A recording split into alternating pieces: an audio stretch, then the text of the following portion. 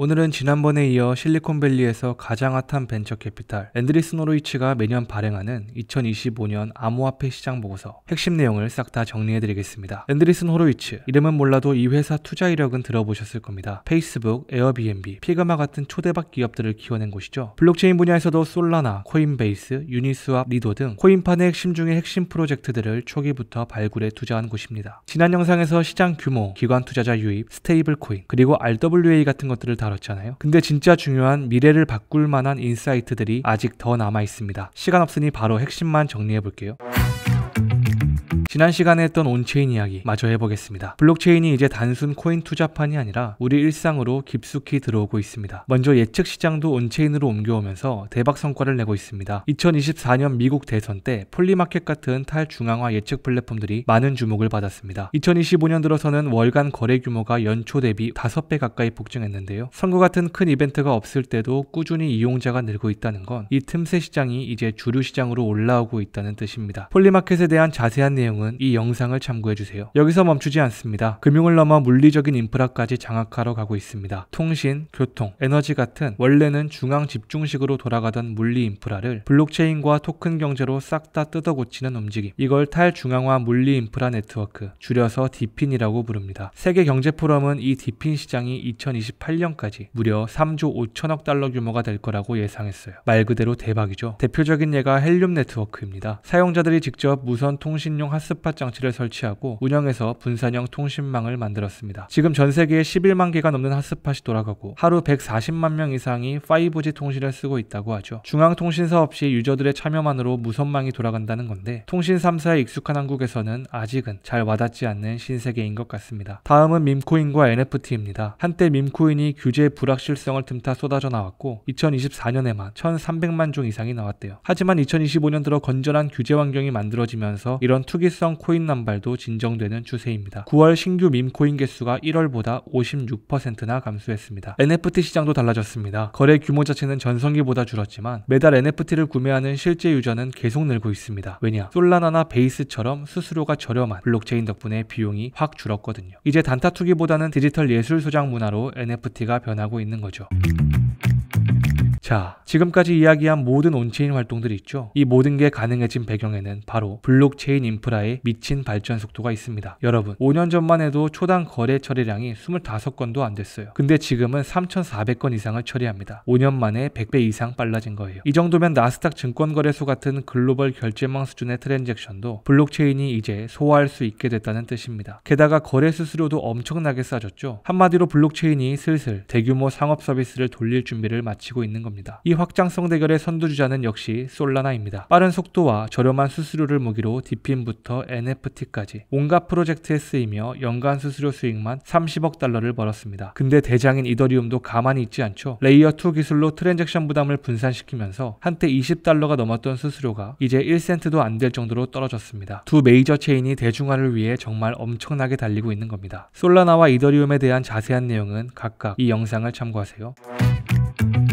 다음으로 블록체인끼리 소통하는 상호 운용성 이야기입니다. 이제 서로 다른 블록체인 간의 벽도 허물어지고 있습니다. 레이어 제로 같은 브릿지 기술 덕분에 블록체인 사이를 자금이 쉽게 이동할 수 있게 됐어요. 하이퍼리퀴드 거래소 브릿지만 봐도 올해 740억 달러가 넘는 자금이 이동했다고 합니다. 블록체인 생태계가 이제 고립된 섬에서 연결된 네트워크로 완전히 변신하고 있는 거죠. 채널에서 레이어 제로에 대해 다룬 영상도 있으니 궁금하신 분들은 참고하셔도 좋겠습니다.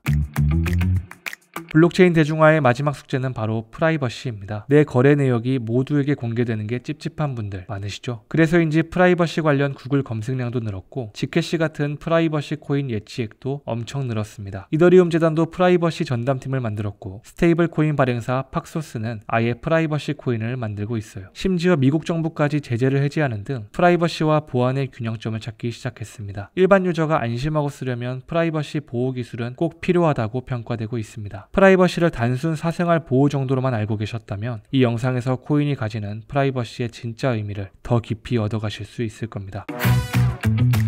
마지막으로 영지식 증명 같은 최첨단 기술이 이제 실제로 쓰이고 있습니다. 정보를 노출하지 않고도 사실임을 증명할 수 있는 이 기술은 롤업체인, 구글의 신원 인증 시스템 등 핵심 인프라로 자리 잡았습니다. 실제로 이더리움 창시자 비탈릭 부테린은 영지식 기술이 이더리움의 미래에 있어 아주 중요하다고 언급했습니다. 그리고 미래의 양자 컴퓨터 공격에도 미리 대비하고 있습니다. 미국 정부도 양자 내성 암호로 전환하겠다고 로드맵을 발표했고, 비트코인 이더리움 커뮤니티도 양자 보안 연구를 가속화하고 있습니다. 기술적으로도 미래를 단단히 준비하고 있는 거죠. 만약 상상할 수 없을 만큼 빠른 양자 컴퓨터가 등장해서 암호화폐 보안이 뚫리는 날이 오면 어떻게 될까요? 그날을 우리는 휴데이라고 부릅니다. 암호화폐와 양자 보안에 관련된 내용은 이 영상을 참고하시면 좋겠습니다.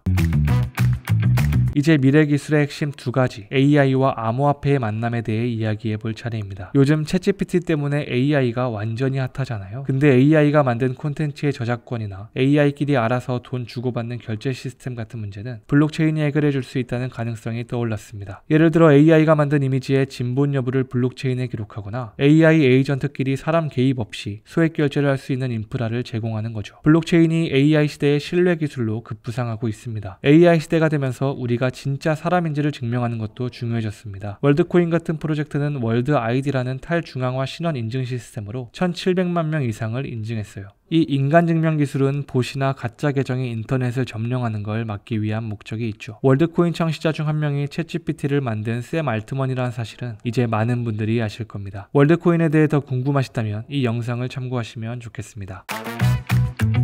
다음은 미래의 경제학입니다. 머지않아 AI 에이전트끼리 알아서 경제활동을 하는 시대가 올 수 있습니다. 코인 업계로 새로 합류하면서 코인베이스는 AI 프로그램들이 스스로 소액 거래를 하고 API 사용료를 낼 수 있는 X40이라는 새로운 프로토콜 표준을 제안했습니다. 가트너는 이 AI 에이전트 경제가 2030년까지 무려 30조 달러 규모가 될 거라고 전망합니다. 이 미래 경제에서 블록체인은 AI들의 은행 역할을 할 겁니다. 코인베이스의 X402에 대해서는 이 영상을 참고하시면 좋겠습니다. 근데 지금 AI 산업이 너무 몇몇 거대 기업에 쏠려 있다는 지적이 많습니다. 오픈AI와 엔스로픽이 스타트업 매출의 88%를 차지하고 엔비디아가 반도체 시장의 94%를 장악하고 있죠. 이 때문에 빅테크 기업들만 배불리고 다른 기업들은 인플레이션도 못 따라잡는 양극화 현상이 심해졌습니다. 블록체인 기술이 이 지나친 중앙화에 맞서 탈중앙화된 대안을 제시해 줄 거라는 게 앤드리슨 호로위츠의 시각입니다. 한때 챗 GPT 때문에 코인 개발자 약 1000명이 AI 쪽으로 빠져나갔다는 분석도 있었지만, 동시에 전통금융 등에서 비슷한 규모의 인재들이 코인 업계로 새로 합류하면서 결국 인재풀은 견고하게 유지되고 있습니다. 결론적으로 코인과 AI는 서로 싸우기보다 협력하고 융합하는 쪽으로 갈 가능성이 높습니다.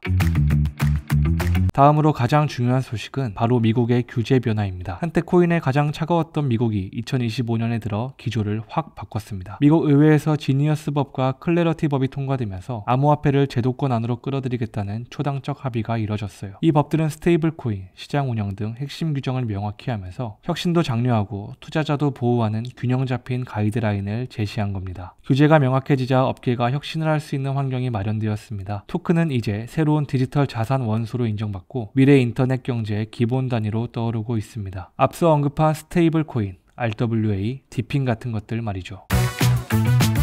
결론적으로 2025년 암호화폐 산업은 탄탄한 기반 위에서 도약할 준비를 마쳤습니다. 규제 환경이 좋아지면서 토큰들이 실제 가치를 창출하고 전통금융기관의 참여가 늘어나면서 스테이블 코인 같은 기술이 금융 접근성을 높여줄 거라는 게 앤드리슨 호로위츠의 생각입니다. 일반 소비자들을 위한 혁신적인 서비스들도 쏟아져 나오면서 아직 코인 세계에 발을 들이지 않은 사람들도 대거 합류하게 된다고 전망합니다. 코인은 이미 대중화를 위한 준비를 거의 끝냈습니다. 기술 인프라는 100배 이상 빨라졌고 사용자층은 광범위하며 규제 체계도 명확해지고 있죠. 암호화폐가 세상에 나온 지 17년 만에 길고 험난했던 사춘기를 벗어나 성숙한 단계로 접어들었습니다. 성인이 된 암호화폐 산업이 앞으로 어떤 세상 변화를 이끌어낼지 우리 모두 함께 지켜보며 기대해보는 건 어떨까요? 지금까지 제가 소개해드린 모든 내용은 앤드리슨 호로위츠 크립토팀의 연례보고서 스테이츠 오브 크립토 2025의 핵심입니다. 올해는 특별히 누구나 실시간 데이터를 확인할 수 있는 온라인 대시보드까지 함께 공개했다고 합니다. 이 대시보드에서 전세계 지갑 사용자 수, 지역별 채택률, 스테이블 코인 유통량 같은 중요한 지표들을 직접 눈으로 확인하고 탐색해 볼 수 있습니다. 업계 흐름 파악하고 싶으신 분들은 한 번쯤 꼭 들어가서 살펴보시면 좋을 것 같습니다. 오늘 영상도 유익하셨다면 구독과 좋아요 한 번씩만 부탁드릴게요. 시청해 주셔서 감사합니다.